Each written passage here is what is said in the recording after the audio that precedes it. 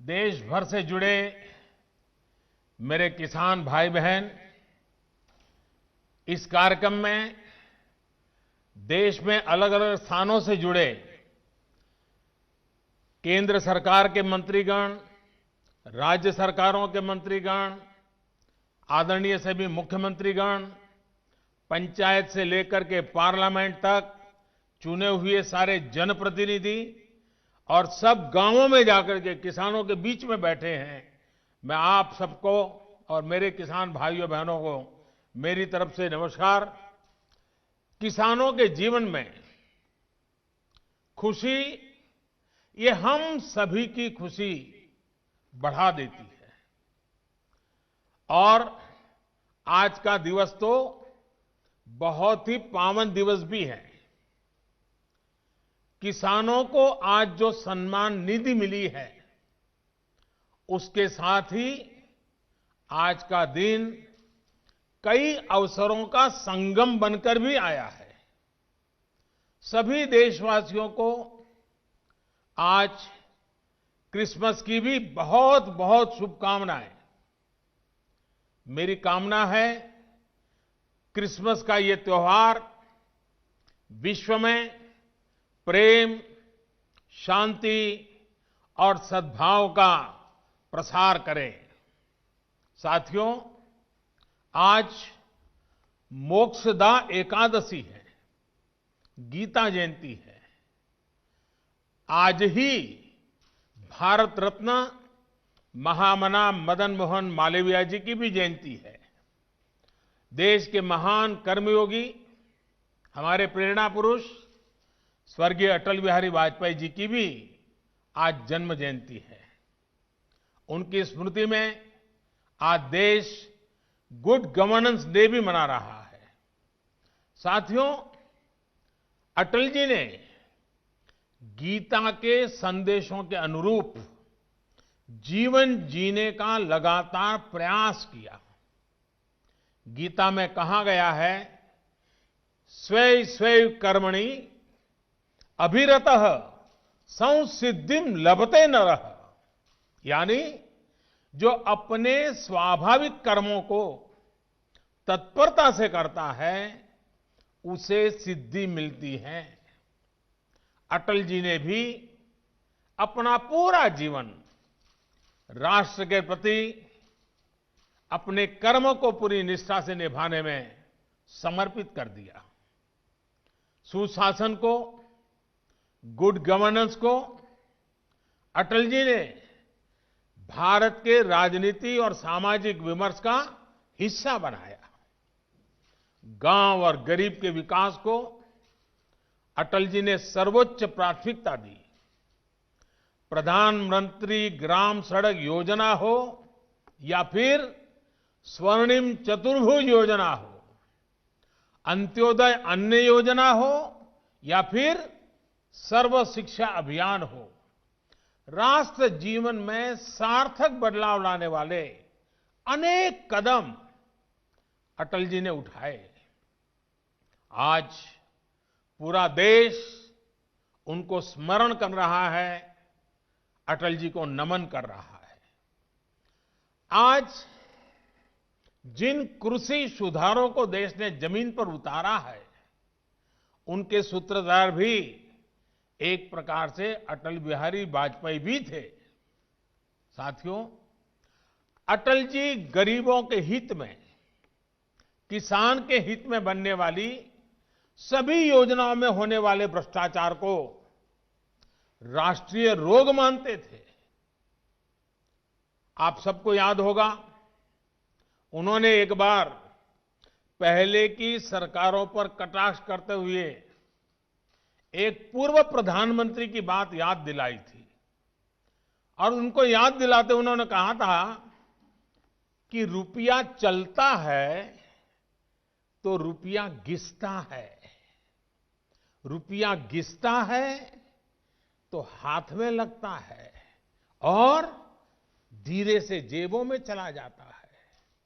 मुझे संतोष है कि आज न रुपया घिसता है और न ही किसी गलत हाथ में लगता है।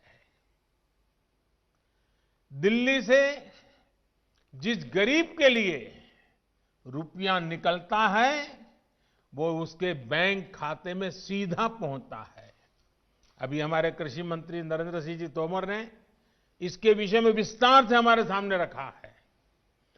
पीएम किसान सम्मान निधि इसका ही एक उत्तम उदाहरण है।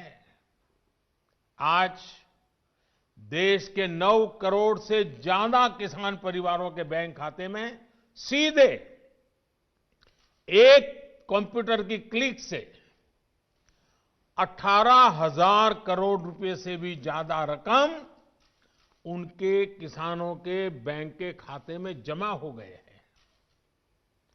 जब से ये योजना शुरू हुई है तब से 1,10,000 करोड़ रुपए से ज्यादा 1,10,000 करोड़ रुपए से ज्यादा किसानों के खाते में पहुंच चुके हैं।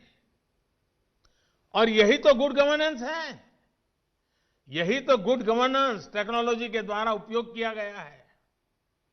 18,000 करोड़ से ज्यादा रुपए पल भर में, कुछ ही पल में सीधे किसानों के बैंक खातों में जमा हो गए हैं। कोई कमीशन नहीं, कोई कट नहीं, कोई हेरा फेरी नहीं। टेक्नोलॉजी का इस्तेमाल करते हुए पीएम किसान सम्मान योजना में ये सुनिश्चित किया गया है कि लीकेज न हो। राज्य सरकारों के माध्यम से किसानों का ऑनलाइन रजिस्ट्रेशन होने के बाद उनके आधार नंबर और बैंक खातों का वेरिफिकेशन होने के बाद इस व्यवस्था का निर्माण हुआ है। लेकिन मुझे आज इस बात का अफसोस भी है कि पूरे हिंदुस्तान के किसानों को इस योजना का लाभ मिल रहा है। सभी विचारधारा की सरकारें इससे जुड़ी हैं, लेकिन एकमात्र पश्चिम बंगाल सरकार, वहां के 70 लाख से अधिक किसान, मेरे किसान भाई बहन बंगाल के, इस योजना के वो लाभ नहीं ले पा रहे हैं। उनको ये पैसे नहीं मिल पा रहे हैं क्योंकि बंगाल की सरकार अपने राजनीतिक कारणों से उनके राज्य के किसानों को भारत सरकार से पैसा जाने वाला है, राज्य सरकार को 1 कौड़ी का खर्चा नहीं है, फिर भी वो पैसे उनको नहीं मिल रहे हैं। कई किसानों ने भारत सरकार को सीधी चिट्ठी लिखी हुई है, उसको भी वो मान्यता नहीं देते हैं। और आप कल्पना कर सकते हैं कितने लाखों किसानों ने लाभ लेने के लिए, योजना के लिए अर्जी की, ऑनलाइन आवेदन कर चुके हैं, लेकिन वहां की राज्य सरकार उसको भी अटका करके बैठ गई है। भाइयों बहनों, मैं हैरान हूं और ये बात मैं आज देशवासियों के सामने बड़े दर्द के साथ, बड़े पीड़ा के साथ कहना चाहता हूं। जो लोग 30-30 साल तक बंगाल में राज करते थे, एक ऐसी राजनीतिक विचारधारा को लेकर के बंगाल को कहां से कहां ला करके उन्होंने हालत करके रखी है, सारा देश जानता है। और ममता जी के 15 साल पुराने भाषण सुनोगे तो पता चलेगा कि इस राजनीतिक विचारधारा ने बंगाल को कितना बर्बाद कर दिया था। अब ये कैसे लोग हैं? बंगाल में उनकी पार्टी है, उनका संगठन है, 30 साल सरकार चलाई है, कितने लोग होंगे उनके पास? एक बार भी इन लोगों ने किसानों को ये 2,000 रुपया मिलने वाला कार्यक्रम है, बंगाल के अंदर कोई आंदोलन नहीं चलाया। अगर आल के दिल में किसानों के लिए इतना प्यार था, बंगाल में आपकी धरती है, तो आपने बंगाल में किसानों को न्याय दिलाने के लिए प्रधानमंत्री किसान सम्मान योजना के पैसे किसानों को मिले, इसके लिए क्यों आंदोलन नहीं किए? क्यों आपने कभी आवाज नहीं उठाई? और आप वहां से उठ करके पंजाब पहुंच गए, तब सवाल उठता है। और पश्चिम बंगाल की सरकार भी देखिए, अपने राज्य में इतना बड़ा किसानों को लाभ, 70 लाख किसानों को इतना धन मिले, हजारों करोड़ रुपया मिले, वो देने में उनको राजनीति आड़े आती है। लेकिन वही पंजाब जाकर के जो लोग के साथ वो बंगाल में लड़ाई लड़ते हैं, यहां आकर के उनसे गुपचुप करते हैं। क्या देश की जनता इस खेल को नहीं जानती है? क्या देश की जनता को इस खेल का पता नहीं है? जो आज विपक्ष में हैं, उनकी इस पर जुबान क्यों बंद हो गई है? क्यों चुप है? साथियों, आज जिन राजनीतिक दलों के लोग अपने आप को इस राजनीतिक प्रवाह में, जब देश की जनता ने उन्होंने नकार दिया है, तो कुछ न कुछ ऐसे इवेंट कर रहे हैं, इवेंट मैनेजमेंट हो रहा है, ताकि कोई सेल्फी ले ले, कोई फोटो छप जाए, कहीं टीवी पर दिखाई दे और उनकी राजनीति चलती जाए। अब देश ने उन लोगों को भी देख लिया है, ये देश के सामने एक्सपोज हो गए हैं। स्वार्थ की राजनीति का एक भद्दा उदाहरण हम बहुत बारीकी से देख रहे हैं। जो दल पश्चिम बंगाल में किसानों के हित पर कुछ नहीं बोलते, वो यहां दिल्ली के नागरिकों को परेशान करने पर लगे हुए हैं, देश की अर्थनीति को बर्बाद करने पर लगे हुए हैं, और वो भी किसान के नाम पर। इन दलों को आपने सुना होगा, मंडिया बोल रहे हैं, एपीएमसी की बात कर रहे हैं और बड़े बड़े हेडलाइन लेने के लिए भाषण कर रहे हैं। लेकिन ये दल, वही झंडे वाले, वही विचारधारा वाले जिन्होंने बंगाल को बर्बाद किया। केरल के अंदर उनकी सरकार है। इसके पहले जो 50 साल 60 साल तक देश पर राज करते थे, उनकी सरकार थी। केरल में एपीएमसी नहीं है, मंडियां नहीं है। मैं जरा इनको पूछता हूं, यहां फोटो निकालने के कार्यक्रम करते हैं, अरे केरल में आंदोलन करके वहां तो एपीएमसी चालू करवाओ। पंजाब के किसानों को गुमराह करने के लिए आपके पास समय है। केरल के अंदर यह व्यवस्था नहीं है। अगर ये व्यवस्था अच्छी है तो केरल में क्यों नहीं है? क्यों आप दोगली नीति लेकर के चल रहे हो? ये किस तरह की राजनीति कर रहे हैं जिसमें कोई तर्क नहीं, कोई तथ्य नहीं है? सिर्फ झूठे आरोप लगाओ, सिर्फ अफवाहें फैलाओ, हमारे किसानों को डरा दो, और भले भोले किसान कभी कभी आपकी बातों में गुमराह हो जाते हैं। भाइयों बहनों, ये लोग लोकतंत्र के किसी पैमाने को, किसी पैरामीटर को मानने को तैयार नहीं है। इन्हें सिर्फ अपना लाभ, अपना स्वार्थ नजर आ रहा है। और मैं जितनी बातें बता रहा हूं, किसानों के लिए नहीं बोल रहा हूं। किसानों के नाम पर अपने झंडे लेकर के जो खेल खेल रहे हैं, अब उनको ये सच सुनना पड़ेगा। और हर बात को किसानों को गाली दी, किसानों को अपमानित किया, ऐसे कर करके बच नहीं सकते हो आप लोग। ये लोग अखबारों और मीडिया में जगह बनाकर राजनीतिक मैदान में खुद के जिंदा रहने की जड़ी बूटी खोज रहे हैं। लेकिन देश का किसान उनको पहचान गया है। अब देश का किसान उनको ये जड़ी बूटी कभी देने वाला नहीं है। कोई भी राजनीति, लोकतंत्र में राजनीति करने का उनको हक है, हमें इसका विरोध नहीं है। लेकिन निर्दोष किसानों की जिंदगी के साथ न खेलें, उनके भविष्य के साथ खिलवाड़ न करें, उन्हें गुमराह न करें, भ्रमित न करें। साथियों, ये वही लोग हैं जो बरसों तक सत्ता में रहे। इनकी नीतियों की वजह से देश की कृषि और किसान का उतना विकास नहीं हो पाया जितना उसमें सामर्थ्य था। पहले की सरकारों की नीतियों की वजह से सबसे ज्यादा बर्बाद वो किसान हुआ जिसके पास न तो ज्यादा जमीन थी न ज्यादा संसाधन। इस छोटे किसान को बैंकों से पैसा नहीं मिलता था क्योंकि उसके पास तो बैंक खाता तक नहीं था। पहले के समय में जो फसल बीमा योजना थी उसका लाभ भी इन छोटे किसानों के लिए तो कहीं नामो निशान नहीं था। कोई इक्का दुक्का कहीं मिल जाए तो अलग बात है।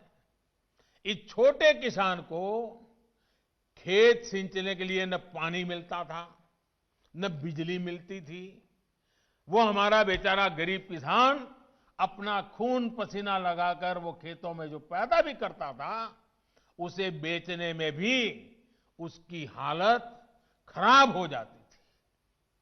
इस छोटे किसान की सुध लेने वाला कोई नहीं था। और आज मैं देशवासियों को फिर याद दिलाना चाहता हूं, देश में इन किसानों की संख्या छोटी नहीं है। जिनके साथ यह अन्याय किया गया है ना, ये संख्या 80% से ज्यादा किसान इस देश में हैं, करीब करीब 10 करोड़ से भी ज्यादा, जो इतने वर्षों तक सत्ता में रहे। उन्होंने इन किसानों को अपने हाल पर छोड़ दिया था।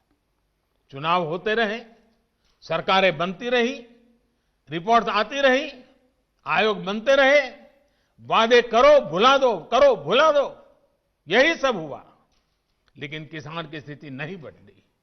नतीजा क्या हुआ? गरीब किसान और गरीब होता गया। क्या देश में इस स्थिति को बदलना आवश्यक नहीं था?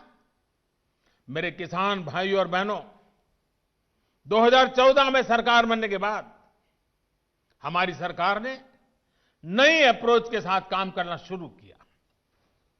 हमने देश के किसान की छोटी छोटी दिक्कतों और कृषि के आधुनिकीकरण, उसे भविष्य की जरूरतों के लिए तैयार करने, दोनों पर एक साथ ध्यान दिया। हम बहुत सुनते थे कि उस देश में खेती इतनी आधुनिक है, वहां का किसान इतना समृद्ध है। कभी इजराइल का उदाहरण सुनते रहते थे। हमने दुनिया भर में कृषि क्षेत्र में क्या क्रांति आई है, क्या बदलाव आए हैं, क्या नए इनिशिएटिव आए हैं, क्या अर्थव्यवस्था के साथ कैसे जोड़ा है, सारी चीजों का गहन अध्ययन किया। इसके बाद हमने अपने अलग अलग लक्ष्य बनाए और सभी पर एक साथ काम शुरू किया। हमने लक्ष्य बनाकर काम किया कि देश के किसानों का खेती पर होने वाला खर्च, इनपुट कॉस्ट, ये कम हो, उसका खर्चा कम हो। सॉइल हेल्थ कार्ड, यूरिया की नीम कोटिंग, लाखों की संख्या में सोलर पंप, ये सारी योजनाएं उनका इनपुट कॉस्ट कम करने के लिए एक के बाद एक उठाई। हमारी सरकार ने प्रयास किया कि किसान के पास एक बेहतर फसल बीमा कवच हो। आज देश के करोड़ों किसानों को पीएम फसल बीमा योजना का लाभ हो रहा है। और मेरे प्यारे किसान भाइयों बहनों, अभी जब मैं किसान भाइयों से बात कर रहा था तो मुझे हमारे महाराष्ट्र लातूर के गणेश जी ने बताया कि 2,500 रुपया उन्होंने दिया और 54,000 रुपया करीब करीब मिला। मामूली प्रीमियम के बदले किसानों को पिछले साल में 87,000 करोड़ रुपए क्लेम राशि मिली है। 87 यानी करीब करीब 90,000 करोड़ मामूली प्रीमियम दिया किसानों ने। मुसीबत के समय ये फसल बीमा उनको काम आया। हमने इस लक्ष्य पर भी काम किया कि देश के किसान के पास खेत में सिंचाई की पर्याप्त सुविधा हो। हम दशकों पूरी सिंचाई योजनाओं पूरा कराने के साथ ही देश भर में पर ड्रॉप मोर क्रॉप के मंत्र के साथ माइक्रो इरिगेशन को भी बढ़ावा दे रहे हैं। और मुझे खुशी हुई, अभी तमिलनाडु के हमारे सुब्रमण्य जी मुझे बता रहे थे कि उन्होंने माइक्रो इरिगेशन से, ड्रिप इरिगेशन से, जो पहले 1 एकड़ का काम होता था 3 एकड़ का हुआ और पहले से ज्यादा 1 लाख रुपए ज्यादा कमाया माइक्रो इरिगेशन से। साथियों, हमारी सरकार ने प्रयास किया कि देश के किसानों को फसल की उचित कीमत मिले। हमने लंबे समय से लटकी स्वामीनाथन कमेटी की रिपोर्ट के अनुसार लागत का 1.5 गुना एमएसपी किसानों को दिया। पहले कुछ ही फसलों पर एमएसपी मिलती थी, हमने उनकी भी संख्या बढ़ाई। पहले एमएसपी का ऐलान अखबारों में छोटी सी जरा जगह बनाना खबर के तौर पर छपता था, किसानों तक लाभ नहीं पहुंचता था, कहीं तराजू ही नहीं लगते थे। और इसलिए किसान के जीवन में कोई बदलाव ही नहीं आता था। हम आज एमएसपी पर रिकॉर्ड सरकारी खरीद कर रहे हैं। किसानों की जेब में एमएसपी का रिकॉर्ड पैसा पहुंच रहा है। जो आज किसानों के नाम पर आंदोलन कर रहे हैं, वो जब उनका समय था तब चुप मार करके बैठे हुए थे। ये जितने लोग आंदोलन चला रहे हैं ना, ये उस सरकार के हिस्सेदार थे, समर्थन करते थे। और यही लोग स्वामीनाथन कमेटी की रिपोर्ट के ऊपर बैठ गए थे, सालों तक बैठ गए थे। हमने आकर के निकाला, क्योंकि हमारे दिल में किसान की जिंदगी को भला करना, कल्याण करना, ये हमारा जीवन का मंत्र है, इसलिए कर रहे हैं। साथियों, हम इस दिशा में भी फसल बेचने के लिए किसान के पास सिर्फ एक मंडी नहीं, बल्कि उसको विकल्प मिलना चाहिए, बाजार मिलना चाहिए। हमने देश की 1000 से ज्यादा कृषि मंडियों को ऑनलाइन जोड़ा। इनमें भी 1 लाख करोड़ रुपए से ज्यादा का कारोबार किसानों ने कर दिया है। किसान ऑनलाइन बेचना शुरू किया है। साथियों, हमने एक और लक्ष्य बनाया कि छोटे किसानों के समूह बने, ताकि वो अपने क्षेत्र में एक सामूहिक ताकत बनकर काम करे। आज देश में 10,000 से ज्यादा किसान उत्पादक संघ, एफपीओ बनाने का अभियान चल रहा है। उन्हें आर्थिक मदद दी जा रही है। अभी हम महाराजगंज के राम गुलाब जी से सुन रहे थे, 300 के करीब किसानों को इकट्ठा किया है उन्होंने, और पहले की तुलना में 1.5 गुना भाव से माल बेचना शुरू हुआ है। एफपीओ बनाया उन्होंने, वैज्ञानिक तरीके से खेती में मदद ली, और आज उनको फायदा हो रहा है। साथियों, हमारे कृषि क्षेत्र की सबसे बड़ी आवश्यकता है गांव के पास ही भंडारण, कोल्ड स्टोरेज। इसकी आधुनिक सुविधा कम कीमत पर हमारे किसानों को उपलब्ध हो। हमारी सरकार ने इसे भी प्राथमिकता दी। आज देश भर में कोल्ड स्टोरेज का नेटवर्क विकसित करने के लिए सरकार करोड़ों रुपए का निवेश कर रही है। हमारी नीतियों में इस पर भी बल दिया गया है कि खेती के साथ ही किसान के पास आय बढ़ाने के दूसरे विकल्प भी हो। हमारी सरकार मछली पालन, पशुपालन, डेयरी उद्योग, मधुमक्खी पालन, सभी को प्रोत्साहित कर रही है। हमारी सरकार ने यह भी सुनिश्चित किया कि देश के बैंकों का पैसा देश के किसानों के काम आए। 2014 में जब हम पहली बार सरकार में आए और शुरुआत थी हमारी, 2014 में जहां 7 लाख करोड़ रुपए का प्रावधान एक किसानों के लिए किया गया था, धन के लिए, वही इसे अब करीब 14 लाख करोड़ रुपए यानी 2 गुना किया गया है, ताकि किसान को कर्ज मिल सके। बीते कुछ महीनों से करीब 2.5 करोड़ छोटे किसानों को किसान क्रेडिट कार्ड से जोड़ा गया है और अभियान तेजी से चल रहा है। हम मछली पालकों, पशुपालकों, उनको भी किसान क्रेडिट कार्ड दे रहे हैं। ये लाभ उनको भी अब दिया जा रहा है। साथियों, हमने इस लक्ष्य पर भी काम किया, खेती की दुनिया में क्या चल रहा है, इसके लिए देश में आधुनिक कृषि संस्थान हो।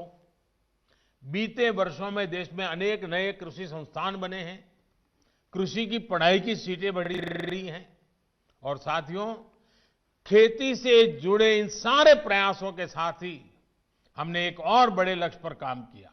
ये लक्ष्य है गांव में रहने वाले किसान का जीवन आसान हो। साथियों, आज जो किसानों के लिए इतने आंसू बहा रहे हैं, इतने बड़े बड़े बयान दे रहे हैं,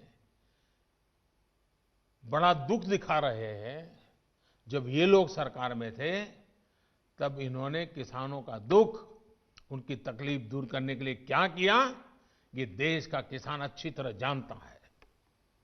आज सिर्फ खेती ही नहीं, बल्कि उसके जीवन को आसान बनाने के लिए हमारी सरकार उसके दरवाजे तक पहुंची है, खेत के मेड़ तक पहुंची है। आज देश के छोटे और सीमांत किसान को अपना पक्का घर मिल रहा है, शौचालय मिल रहा है, साफ पानी का नल मिल रहा है। यही किसान है जिसे बिजली के मुफ्त कनेक्शन, गैस के मुफ्त कनेक्शन, ये बहुत बड़ा लाभ हुआ है। हर साल आयुष्मान भारत योजना के तहत 5 लाख रुपए तक के मुफ्त इलाज की सुविधा ने आज मेरे छोटे किसान के जीवन की बहुत बड़ी चिंता कम की है। 90 पैसे प्रतिदिन, यानी एक चाय से भी कम कीमत, 90 पैसे प्रतिदिन और 1 रुपया महीना के प्रीमियम पर बीमा, ये मेरे किसानों के जीवन में बहुत बड़ी ताकत है। 60 वर्ष की आयु के बाद 3,000 रुपये मासिक पेंशन, ये सुरक्षा कवच भी आज किसान के पास है। साथियों, आजकल कुछ लोग किसान की जमीन की चिंता करने का दिखावा कर रहे हैं। किसानों की जमीन हड़पने में कैसे कैसे लोगों के नाम अखबारों में चमकते रहे हैं, हम जानते हैं। ये लोग तब कहां थे जब मालिकाना दस्तावेज के अभाव में किसानों के घर और जमीन पर अवैध कब्जे हो जाते थे।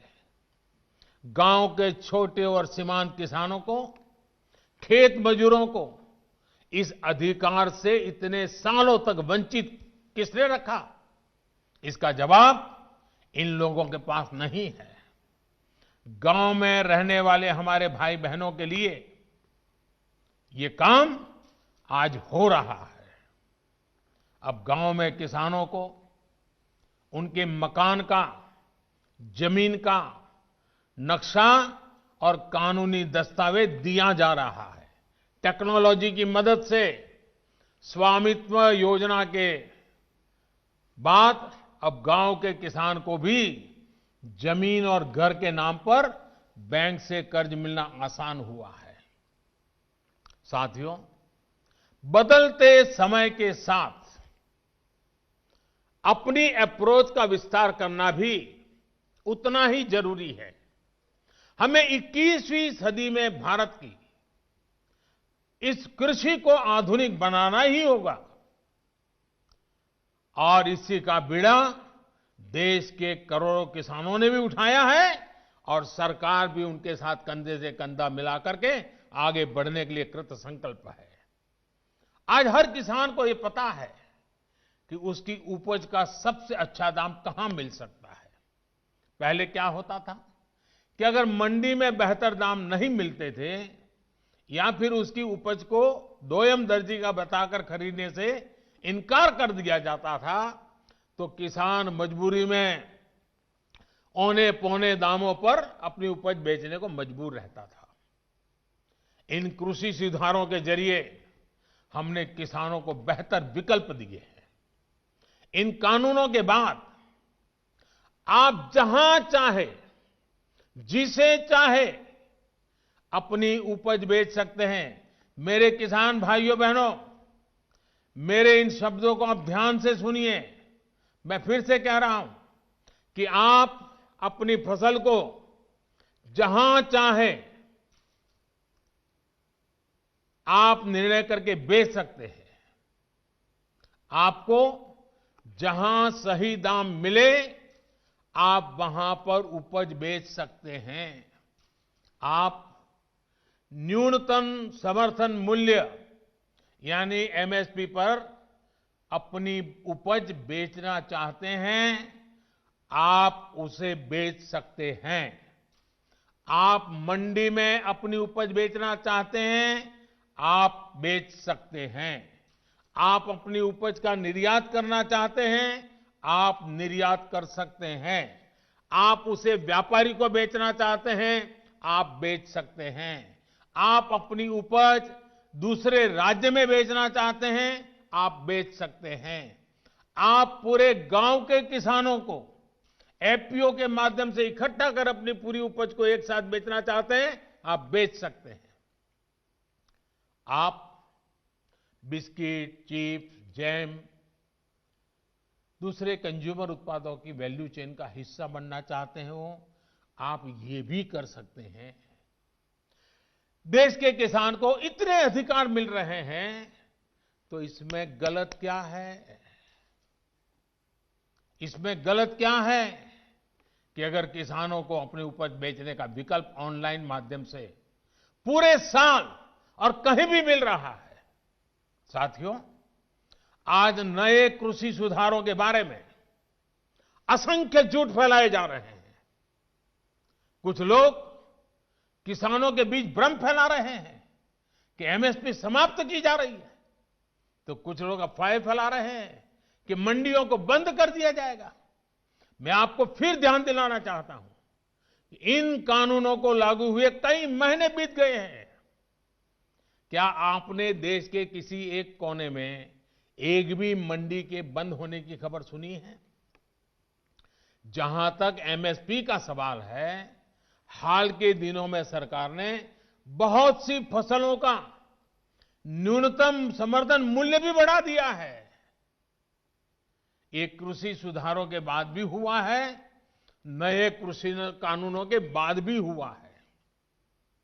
इतना ही नहीं, जो लोग किसानों के नाम पर बात करते हैं ना, ये जो आंदोलन चल रहा है उसमें कई सच्चे और निर्दोष किसान भी हैं। ऐसा नहीं है कि सब वो राजनीतिक विचारधारा वाले तो सिर्फ नेता हैं, बाकी तो भले भाले किसान हैं। उनको जाकर के सीक्रेटली पूछोगे कि भाई आपकी कितनी जमीन है, क्या पैदा करते हो, इस बार बेचा कि नहीं बेचा, तो वो भी बताएगा हाँ वो एमएसपी में बेच करके आया। और जब एमएसपी में खरीदी चल रही थी ना, तब वो आंदोलन को उन्होंने ठंडा कर दिया था, क्योंकि उनको मालूम था कि अभी जरा किसान मंडी में जाके के माल बेच रहा है।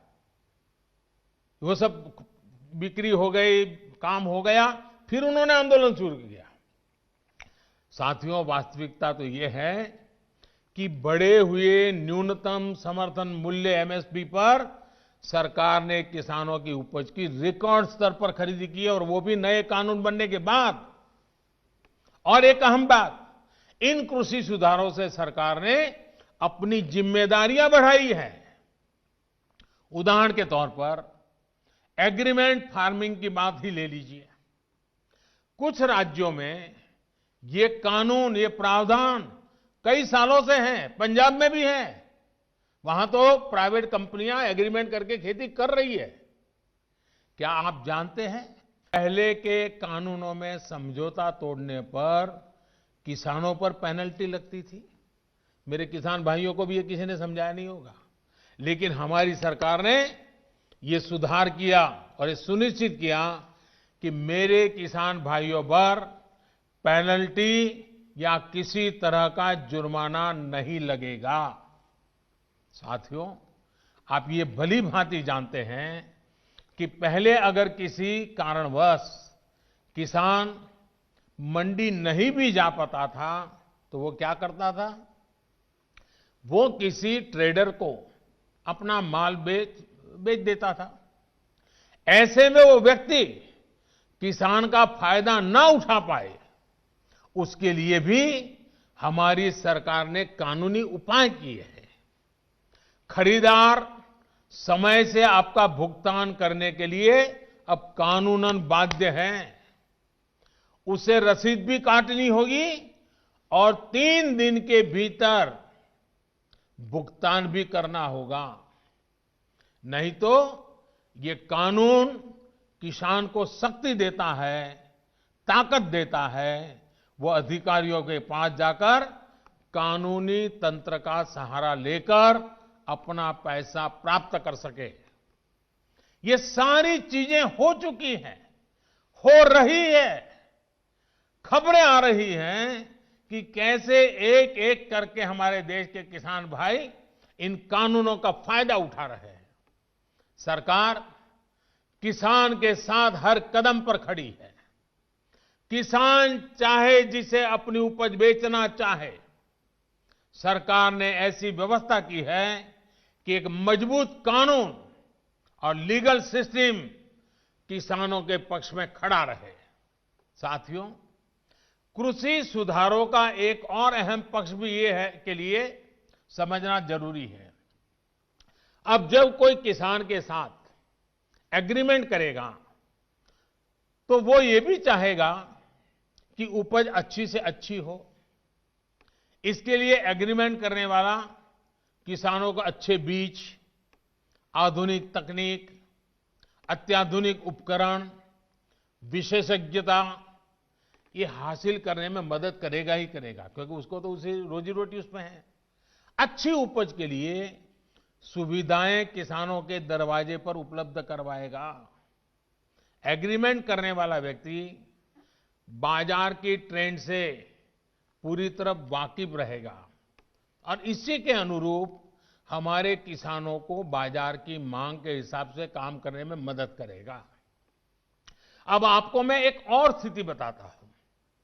अगर किसी वजह से, किसी परेशानी की वजह से किसान की उपज अच्छी नहीं होती या फिर बर्बाद हो जाती है, तो भी ये याद रखिए, तो भी जिसने एग्रीमेंट किया है उसको, किसान को उपज का जो दाम निर्धारित हुआ था वो उसको देना ही पड़ेगा।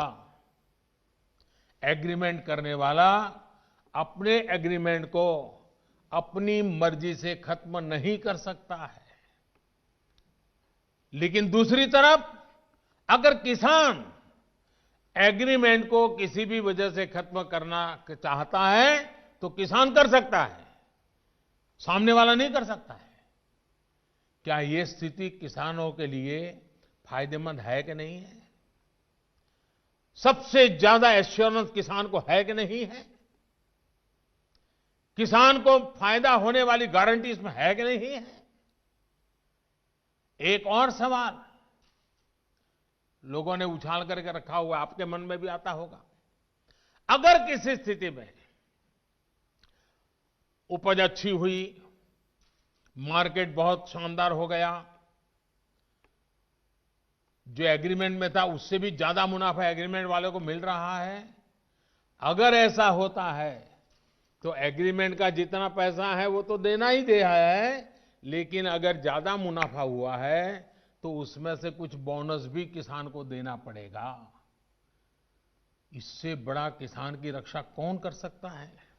ऐसी स्थिति होने में किसान एग्रीमेंट में तय किए गए मूल्य के अलावा, जैसा मैंने कहा, बोनस का भी वो हकदार होगा। पहले क्या होता था, याद है ना? सारा रिस्क किसान का होता था और रिटर्न किसी और का होता था। अब नए कृषि कानूनों और सुधार के बाद स्थिति पूरी तरह किसानों के पक्ष में हो गई है। अब सारा रिस्क एग्रीमेंट करने वाले व्यक्ति या कंपनी का होगा और रिटर्न किसान का होगा। साथियों, देश के कई भागों में एग्रीमेंट फार्मिंग को पहले भी परखा गया है, उसे कसौटी पर कसा गया है। क्या आपको पता है कि दुनिया में आज सबसे ज्यादा दुग्ध उत्पादन, मिल्क प्रोडक्शन करने वाला देश कौन सा है? ये देश कोई और नहीं, हमारा हिंदुस्तान है। हमारे पशुपालक, हमारे किसान की मेहनत है। आज डेयरी सेक्टर में बहुत सी सहकारी और निजी कंपनियां किसानों से, दुग्ध उत्पादकों से दूध खरीदती हैं और उसे बाजार में बेचती हैं। ये मॉडल कितने वर्षों से चला रहा है। क्या आपने कभी सुना कि किसी एक कंपनी या सहकारी संस्था ने बाजार पर अपना कब्जा जमा लिया, अपना एकाधिकार कर लिया? क्या आप उन किसानों और उन दुग्ध उत्पादकों की सफलता से परिचित नहीं हैं जिन्हें डेयरी सेक्टर के इस काम से लाभ हुआ है? एक और सेक्टर है, यहां पर हमारा देश बहुत आगे है, वो है पोल्ट्री यानी मुर्गी पालन। आज भारत में सबसे ज्यादा अंडों का उत्पादन होता है। पूरे पोल्ट्री सेक्टर में बहुत सी बड़ी कंपनियां काम कर रही है, कुछ छोटी कंपनियां भी हैं, तो कुछ स्थानीय खरीदार भी इस व्यवसाय में जुटे हैं। इस सेक्टर से जुड़े लोग अपना प्रोडक्ट किसी को भी कहीं भी बेचने के लिए स्वतंत्र हैं। जहां भी उन्हें सबसे ज्यादा दाम मिलता है वो अंडे बेच सकते हैं। हम चाहते हैं कि हमारे किसानों को, कृषि सेक्टर को इसी तरह का विकास करने का अवसर मिले जैसा पोल्ट्री और डेयरी सेक्टर को मिला है। हमारे किसानों की सेवा में जब बहुत सी कंपनियां व्यवसाय के कई तरह के प्रतिस्पर्धी रहेंगे तो उन्हें अपनी उपज का ज्यादा दाम भी मिलेगा और बाजार तक उनकी बेहतर पहुंच भी संभव होगी। साथियों, नए कृषि सुधारों के जरिए भारतीय कृषि में नई टेक्नोलॉजी को भी प्रवेश मिलेगा। आधुनिक तकनीक के जरिए हमारे किसान अपनी उपज को बढ़ा सकेंगे, अपनी उपज को विविधता दे सकेंगे, अपनी उपज की बेहतर ढंग से पैकेजिंग कर सकेंगे, अपनी उपज में वैल्यू एडिशन कर सकेंगे। एक बार ऐसा हो गया तो हमारे किसानों की उपज की पूरी दुनिया में मांग होगी और ये मांग और लगातार बढ़ेगी। हमारे किसान सिर्फ उत्पादक नहीं बल्कि खुद निर्यातक बन सकेंगे। दुनिया में कोई भी अगर कृषि उत्पादों के जरिए बाजार में अपनी धाक जमाना चाहेगा तो उसे भारत आना पड़ेगा। अगर दुनिया में कहीं भी क्वालिटी और क्वांटिटी दोनों की जरूरत होगी तो उन्होंने भारत के किसानों के साथ साझेदारी करनी पड़ेगी। जब हमने दूसरे सेक्टर में इन्वेस्टमेंट और इनोवेशन बढ़ाया तो हमने आय बढ़ाने के साथ ही उस सेक्टर में ब्रांड इंडिया को भी स्थापित किया। अब समय आ गया है कि ब्रांड इंडिया दुनिया के कृषि बाजारों में भी खुद को उतनी ही प्रतिष्ठा के साथ स्थापित करे।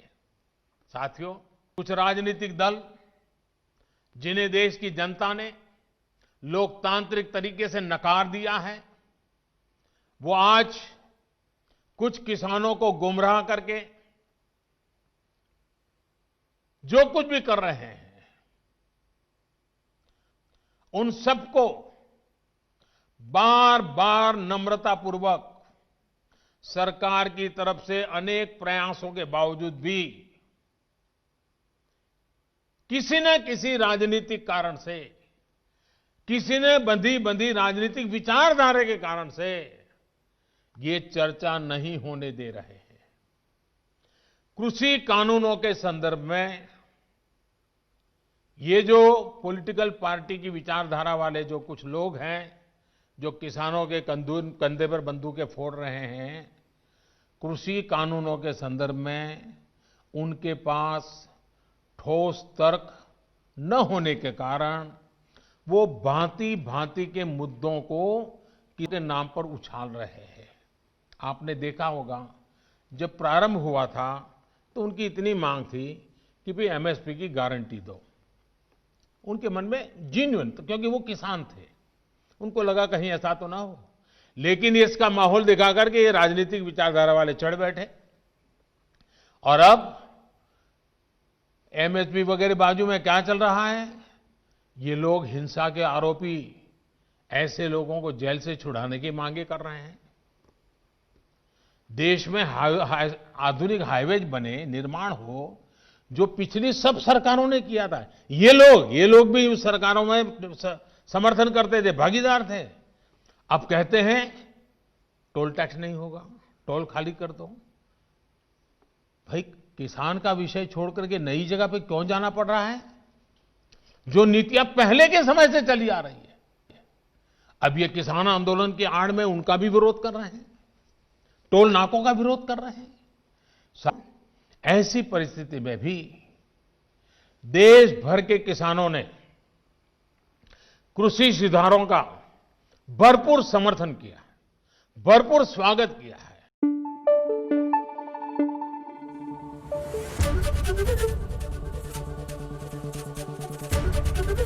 एबीपी न्यूज आपको रखे आगे।